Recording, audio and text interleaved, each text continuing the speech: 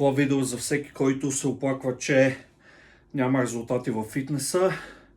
Спомням си, че като започнах да тренирам, ми бяха казали, наистина съвет, който помня до ден днешен, е, че ако не се мъчиш, реално няма да имаш резултати, и това наистина е много правилно. Не само в фитнеса, но и във всяко едно нещо. Ако не излезнеш от зоната си на комфорт, няма да видиш резултати. И сега ще обясня защо. За мускулния растеж.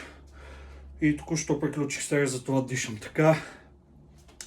Реално, ако искате да видите доста мускулен растеж, трябва да тренирате до отказ, понеже тренирайки до отказ, така се активират и натоварват бързите мускулни влакна, които реално те имат потенциално този обем.